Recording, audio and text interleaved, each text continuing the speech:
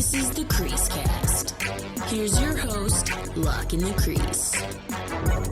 Well, it has been a whole weekend since we've done an episode of the CreaseCast. There have been 2 games since then, and it's really gone downhill, hasn't it? It's this franchise. This is the Vancouver Canucks, is it not? It's the the Canucks are a 50-year-long roller coaster that you can't get off.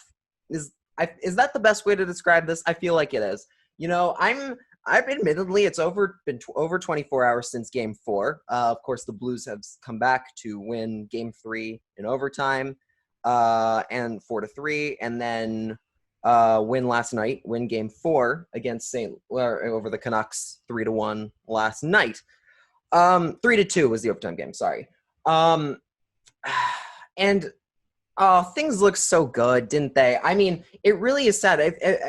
Like people's reactions, including my own, admittedly, going in as that game dwindled down, like those final minutes, it really felt like you're watching the death march of a team. Like, good Lord, it was sad. It was very sad to watch. The Canucks had their worst game of the playoffs, I think. There have been, the Canucks really have been just either they're on, or the loss against the Blues in game 3 was the one game where they looked like they were still, they weren't the better team, but they were still in the game. Like, it wasn't the Canucks didn't play badly. They just had a rough go. Game 4, they looked bad. They looked like they did in the first game against Minnesota, where nothing was going, nothing was clicking. They got a lucky bounce on a goal, a great deflection by JT Miller in front of the net. But other than that, it was rough sailing. One thing I quickly should, before we get any farther into the game, I should clear. I don't know if you can hear it. I have my fan on, the fan in my room on, because it's been very warm. It's as most hockey games are played in 35-degree weather, as we all know. I've got my fan on the back. I'm not sure if you can hear it. You probably can, but look, I've had some issues with the computer overheating because it just gets so warm in here. So you know what? We're gonna deal with it. We're gonna deal with it in the going forward with the fan on. Hopefully you can't hear it. I did test it before we started the episode. I tested it with the fan on, and it didn't seem like you could hear anything, so that's good. So we should be good. We should be good here, hopefully. If it's bad, I will turn it off for the next episode. Just let me know.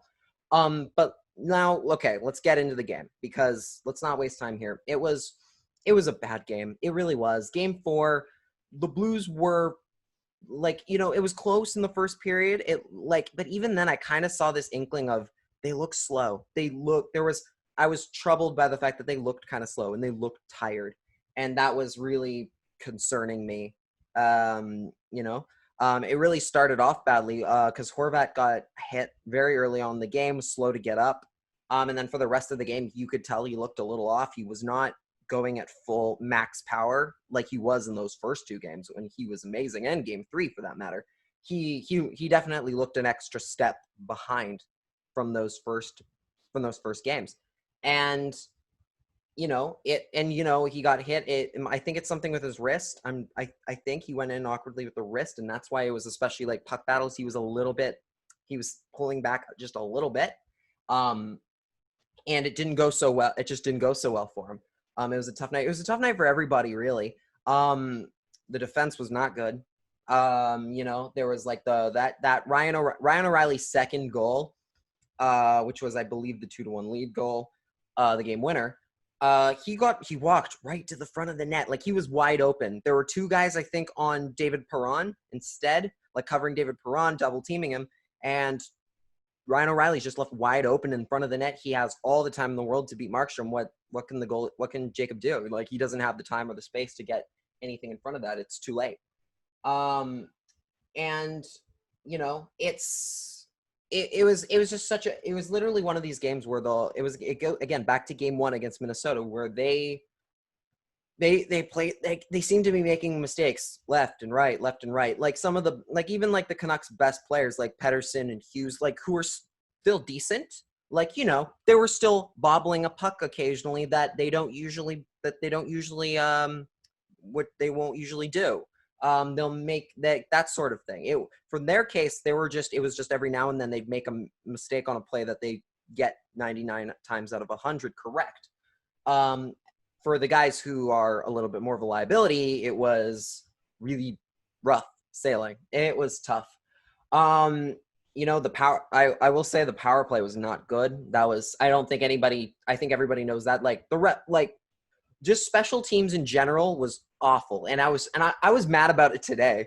Like, just thinking back on it, like, well, number one, the reffing was garbage. I want to say the reffing has been horrible. Like, it has. It's, like they're letting a bunch of things go, a bunch of clutch and grab bullshit from, like somebody posted a video yesterday during the game, or it at least made its way onto my timeline during Game 4 of this video of Teemu Selanne playing as a Mighty Duck back in like 95, I believe, 94, 95, playing against the Rangers. And it's only like a 50-second video, but it basically shows Selanne just trying to get the puck and the board battles, and how there's a Ranger, I believe it's Jeff Bukaboom, just like grabbing him and just like pulling him down in the middle of a regular season game, just like grabbing him and knocking him over, doing like everything in his power just to like manhandle him and like take him out, like not injure him, but like, take him out of the play in a way that's, there were like 5 penalties max, or minimum, I should say, in that play. In that whole 50-second clip, the Rangers took like 5 penalties on Teemu Selanne. Nothing called. There's a ref standing right there watching it and calling nothing, because this is the dead puck era where you're allowed to do whatever the hell you want to whatever star in the league you want, because toughness is better than skill for some reason. That sells tickets. And that's kind of what's been going on in this series in the last couple games. Well, frankly, the whole series. The Blues are basically getting away with a bunch of like dead puck era crap where they're allowed to like hit and whack and slash and take full on runs at players and just manhandle the star players on the Canucks and get no calls going their way. And then you get Zach McEwen, who cross-checks a guy. It should be a penalty, but you go back to, hey, what happened to all of the other cross-checks that you didn't call from earlier in this game on players that are way better than the one Zach McEwen just took out? I think it was like who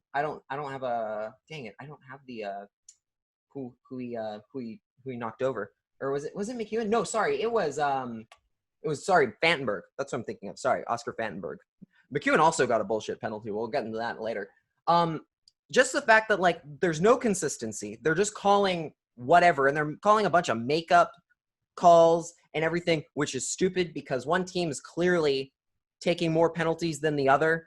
So why are they all getting penalized? There was the Brock Boeser like slash on the hands, which was kind of a light tap as it was, but yes, it's a penalty. And yet the Blues were getting away with slashes and that sort of stuff the entire game before that. Like, it's like, what do you want to do? Why are you penalizing the good players against the scrubs, like, who are just out there to like, injure players and hurt people? Like, why is this happen? Why is this the way the refs decide to call this series? Why is this the way the playoffs are? Like, this happens every year. And yet, like, I'm mad about the refs, but at the same time, I can't really be, because the Canucks were terrible in the power play. The Canucks got 7 opportunities to the refs' credit. They got 7 opportunities. They had, they had 7 opportunities more than the Blues, or sorry, 9. They had 9 power plays. They had 9 power play opportunities in this game. Am I getting this correct? Why is this okay? No. Okay, I got it. Yep. No, it was 7. It was 7. I don't know. I'm reading the stat sheet and I'm messing up on stupid things. 7 opportunities. They had 7 opportunities, like I said at the beginning, to get this right, to get a goal and stay in this game. It just disappeared. And a lot of that was due to the fact that the Blues, as you play a series over time, you start to pick up on the other team's tendencies. And the Blues kind of have been building into that. They've been like, whereas the Canucks power play was just lethal and killing them in the first 2 games, the last 2 games, they couldn't get nearly as much going. And in this particular game, it all peaks here, where they go 0 for 7 and only get 8 shots. 8 shots on 7 power play opportunities. Like, that's atrocious. That's 14 minutes of power play time that you didn't capitalize on once. Like, that's not good. That's not good at all. Like, this is the sort of stuff that causes a huge problem. Like, it was that whole thing that the Blues knew exactly where the puck was going. They knew what the Canucks were going to do, which is pass the puck around and a shot from the defenseman or from the flanks. Like, they knew that puck there, that shot was going to Pettersson. They knew. They were reading it. And for some reason, the Canucks power play, like, I don't know if this is the players or the coaching. It's probably a little of both. But they didn't seem to adapt. They didn't seem to be like, okay, well, they're noticing that we're doing this, so let's try this. And one of my favorite plays from the first game was where they adapted, was where Brock Boeser noticed that the pass out into the slot for Bo Horvat was gone, and there were just Blues all around him standing still. And he knew, well, okay, he's covered. I'm not going to get that pass out in front. It's just going to get intercepted. So instead, he went to the front of the net and just jammed the puck at Jordan Binnington. It hit Binnington's pad. The rebound bounced out to Pettersson, who did his jump shot goal. And in this game, that was gone. I never saw that tried. Like, they didn't try that once on Jake Allen. They didn't try that once on Jake Allen in 2 games. And I just kind of looking there like, what happened? Why are they not like trying to adapt more and seeing that the Blues are reading everything they're going for? And why are they so adamant that it has to go in this way or this way? They kept looking for the perfect shot. And it just wasn't there because the Blues knew what was going on and they figured it out. This is where teams can get in, good teams and good skilled teams can get in trouble, is when they think that when they get into this complacency of, we can do the same thing every time and it'll work. It's not, especially in a playoff series when you're playing a team 4 to 7 times, they're going to notice things. They're going to figure out what works and what doesn't. They get that. They'll get it over time. Unless they're a bad team, they're going to figure it out, or you're just way more skilled than them. In this case, the Canucks and the Blues are pretty evenly matched. The Canucks might have a little bit more younger, super skilled players, but they don't have the team depth that the Blues do, and they don't have the team defense that the Blues do. And that's what killed them, especially in this last game. What killed them is they just weren't adapting to the play. And hopeful, and at this point it sucks because, like I had said at the beginning of the series, anything they get is house money. They don't have to win anything. They can go home happy without winning a single thing here or even having a series lead. But the problem is now they've shown us they can win. They've shown us they can beat this team and beat them well. Like, it's they're clearly capable of winning this playoff series. So when they come out with this effort and it goes so south so quickly, especially in the last 2 periods where they were just turnover after turnover after turnover, barely could get any offense going except for the power plays, and then they were getting red, and then those players were getting red too easily. It's like, what's going on? Where'd you guys go? What happened here? And that's what it's going to come down to in these final 3 games. So this is a best of 3 now. 2 to 3 games left in this series. And I'm still very confident that the Canucks can get this done. And I think a lot of people are, because they've shown it in those first 2 games. They've shown that they can win. It's a matter of, number one, stop treating Jake Allen like he's a completely different goalie from Jordan Binnington. Yes, they are different goaltenders. They do have different styles. But for some reason, when Jake Allen went in net, the Canucks stopped doing the things that made them successful against Jordan Binnington, which isn't the right way to go about it. Like, they were getting way more shots in close, a lot more chances of, a lot more rebounds, and a lot more crashing the net. For some reason with Jake Allen, they seem to go way back to the thing that really bothers me every time with this group, and the thing that bothered me during the regular season is where they'll just like kind of go up around the perimeter and just try and get a shot and hope it bounces in. Like the JT Miller goal, they got the deflection on that and it worked. But like most of the last 2 games, Jake Allen's just been snagging everything, and it's just going right into the glove or swallowing up the rebound. He's quite good at it. And they're not doing what made them successful against Binnington and Stalock, which is getting those pucks in low, in close, and trying to get rebounds, because that will work with this guy. It will work against him if they get more shots in close, and they did during that first period. It just didn't connect. That's what they need, and yet for some reason they really went back to the whole, we're just going to shoot from outside in the perimeter and hope that we get a bounce to go our way. And that's not the way they should approach this, because they really, if they work to get to the front of the net and crash the net, that's what brought them a lot of success and a lot of goals and a lot of of their best opportunities. They weren't getting to the dirty areas in front of the net. If they do that against Jake Allen and stop treating him in such a different way, like with such a different strategy of shot of what works against him, they'll find the scoring. They'll find their scoring touch again. It's just a matter of time. They go, but at the same time, they don't have a lot of it. So they have to get through in game 5 today, when you're listening to this, they have to get it through that. Okay, more shots in close, more shots in the slot, low into the rebounds, make him bobble it, make him kick out bad stuff and right to our players who are waiting for it. Fight through that Blues defense, because they can do it. Now, the bottom 6, Travis Green said today that he's not worried about the bottom 6. I'm worried about the bottom 6. It's time for some changes. The big one being, for me, Jake Virtanen. Okay. Like, the whole team looked bad. The problem with Jake Virtanen is he disappeared. Like, I didn't notice him at all in game 4. And sometimes that's a good thing. Sometimes it's a good thing it's good when a player is less noticeable and a little bit more quiet, because sometimes that's what makes them scary and lethal, is when you don't notice them and there they are right in the perfect place at the right time. With Jake Virtanen, he just disappears. Like, that ice time's just gone. Where did it go? It went somewhere. Don't know where. And I'm sick of Jake Virtanen, to be quite honest. Like, I don't get tired of players very often. I like to think that there's good reasons to have these players on for whatever reason, but what I'm not seeing anything from Jake. That's the problem. I'm not seeing anything that he deserves to stay in the lineup for. He had the one play where he just back-checked his ass off to get to a puck before a Blues player did after Tyler Myers made a mistake. But that's one play. If that's the one play I'm noticing from a forward who's getting a decent amount of ice time. It's not a huge chunk.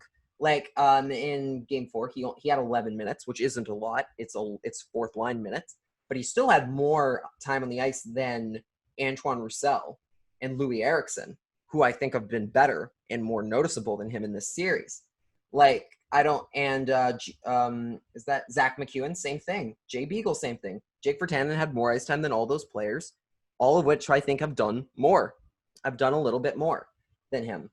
And including Zach McEwen, who crashed the net. But yeah, I'm going to get mad one more time about the refs. Perron crashes the net on Jacob Markstrom 20 bajillion times a game. No problem. Zach McEwen goes in, gets a little too close to Jake Allen, gets manhandled by 3 St. Louis Blues players, and he's the one that comes out with the penalty. Yeah, you're doing a great job at keeping the pace. Great job, refs. Great job. But with Virtanen, I'm not noticing anything. Like, it's just not there. And I'm sick of him getting these chances and getting these opportunities that, okay, this time he's really going to kick it into high gear. This is his game. This is his time. This is playoff Jake Virtanen time.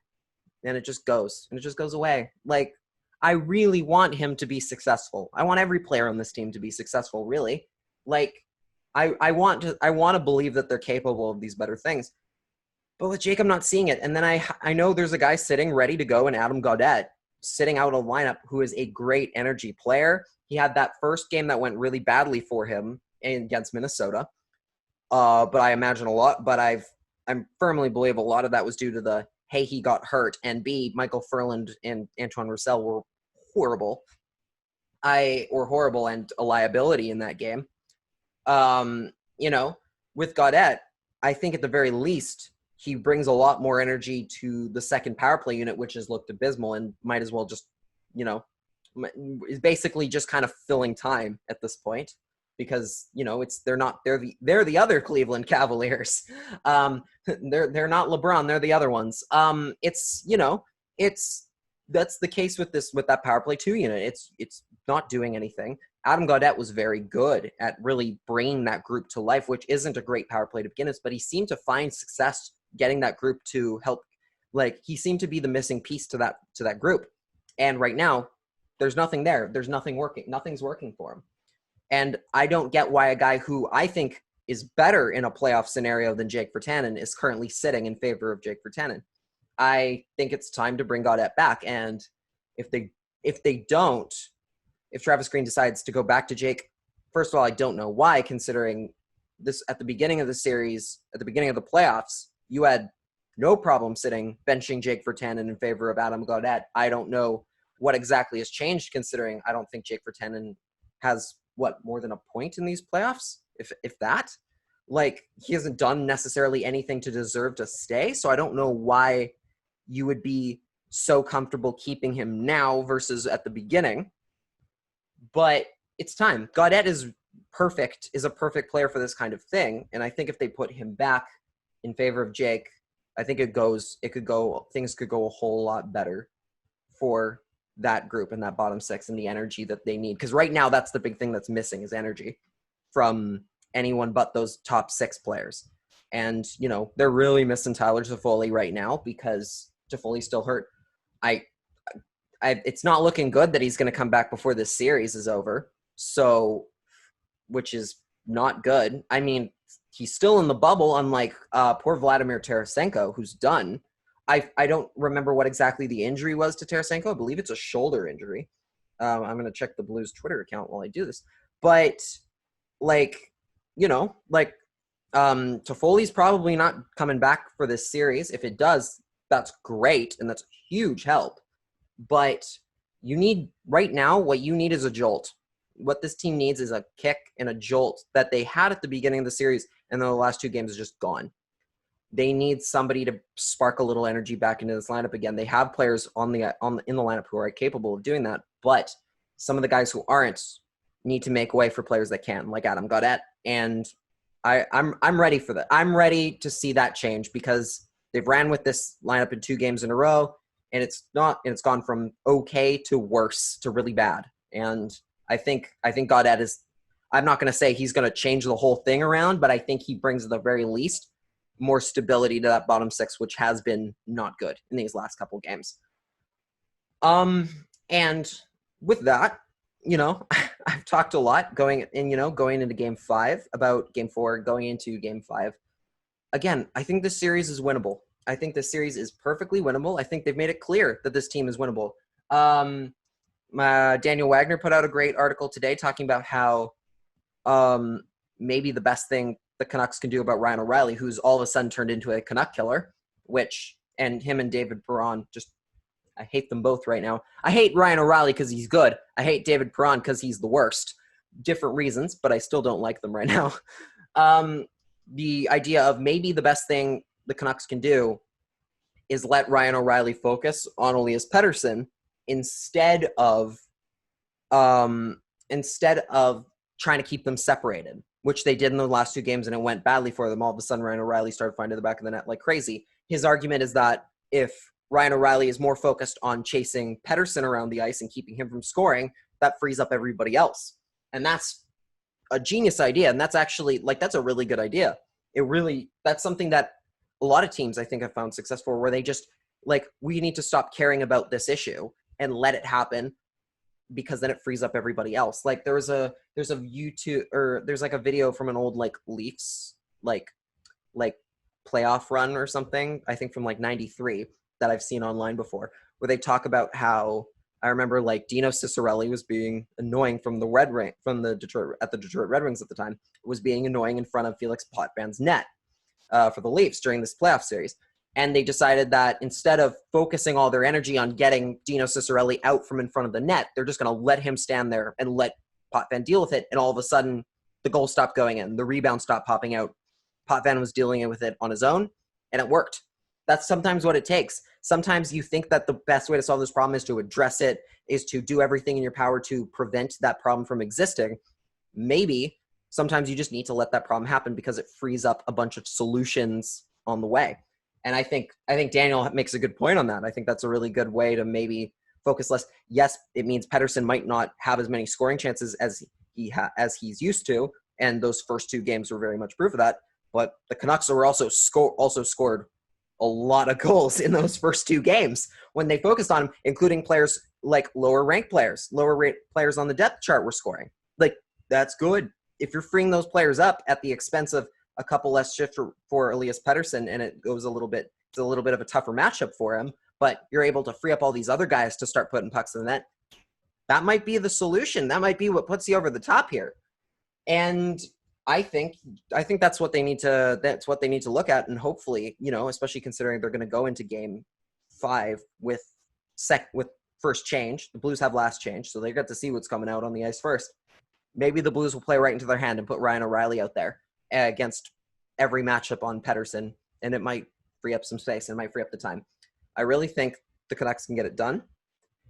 Brock Boeser needs to come alive a little bit. He's struggled. I don't want to say he's been bad because he hasn't been I don't think he's been awful. I just think he's been having a little bit of bad puck luck.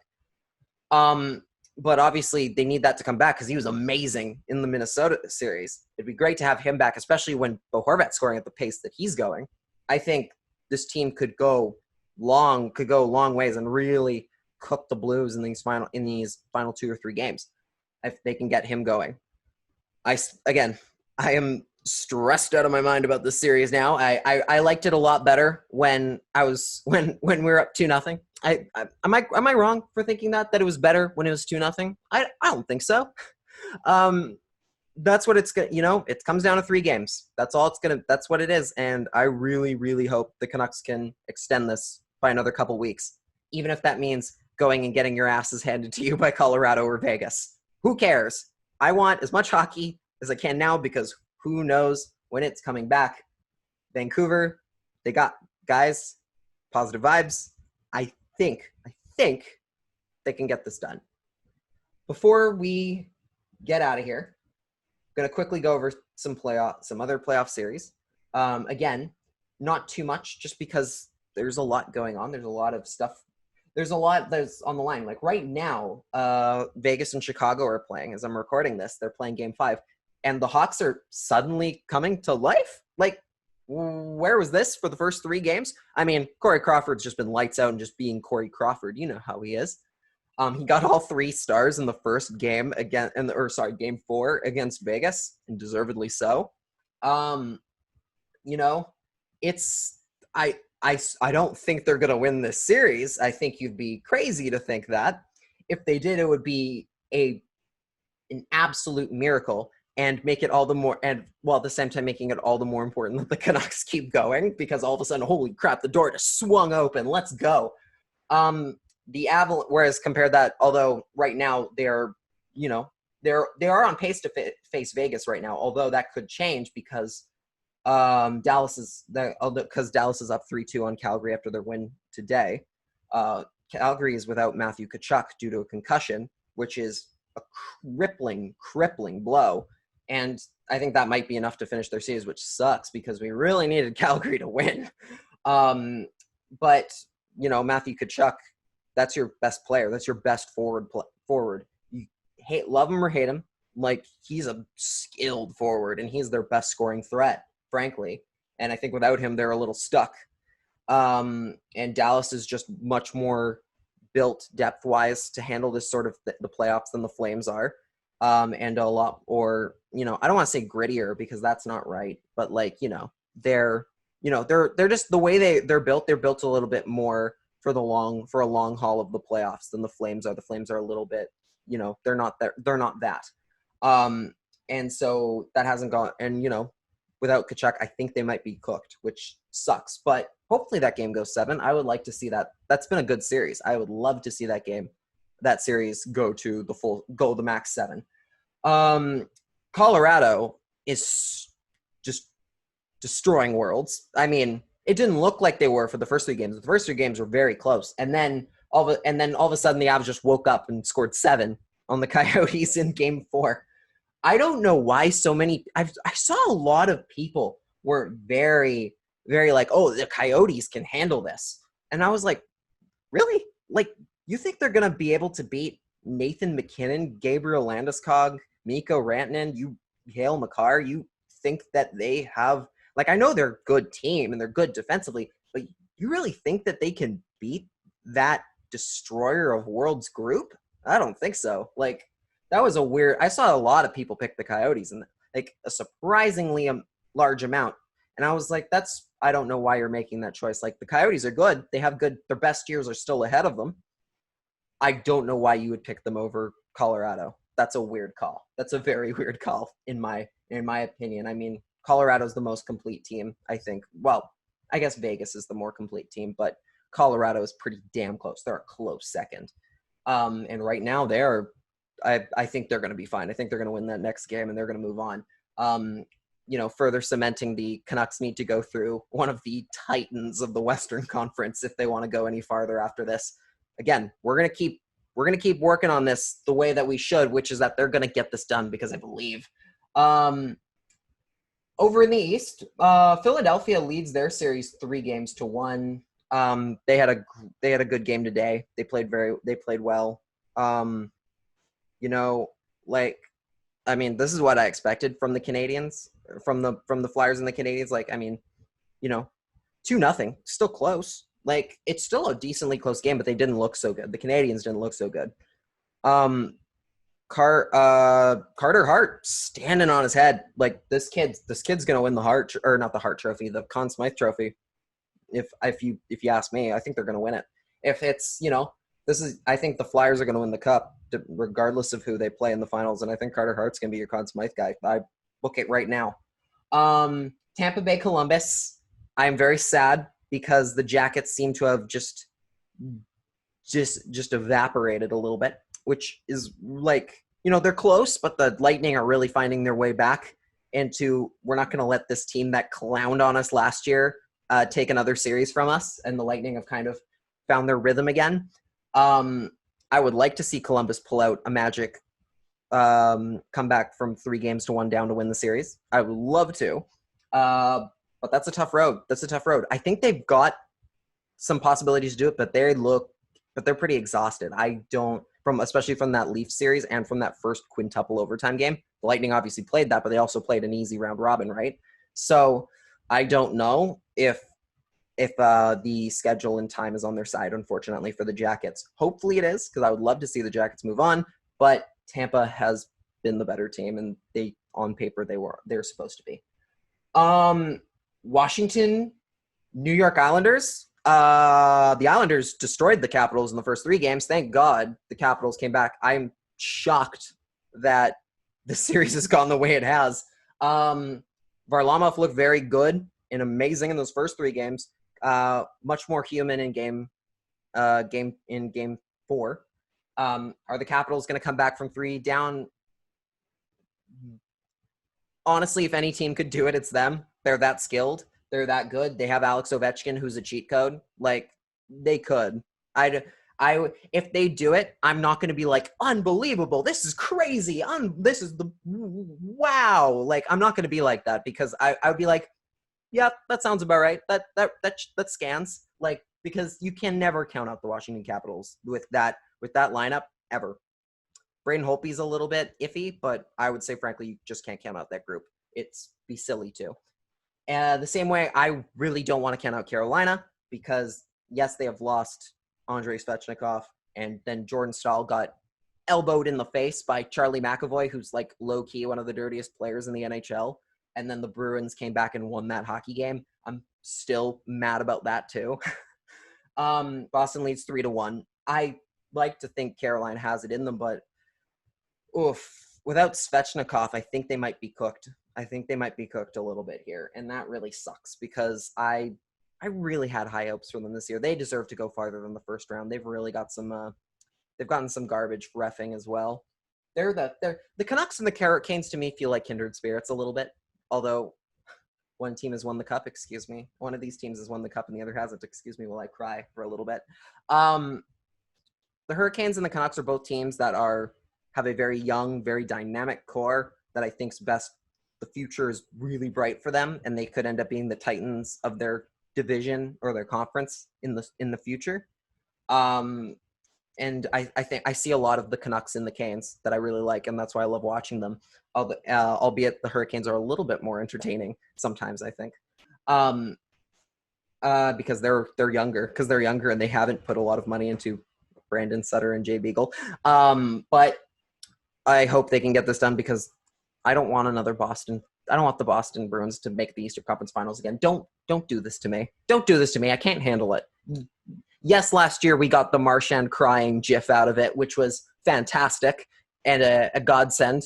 But I don't want to see them in the finals again. Please, for my own sanity, don't let this happen. Especially considering they're using Yaroslav Halak in net, who I like, but he's not Tuukka Rask. Don't let them do this. Don't let this happen, guys. Come on, Carolina, you got this. All right, that is it for this episode. We made it through the whole one without having to stop. Or pause for a break. That's awesome. Thank you for listening.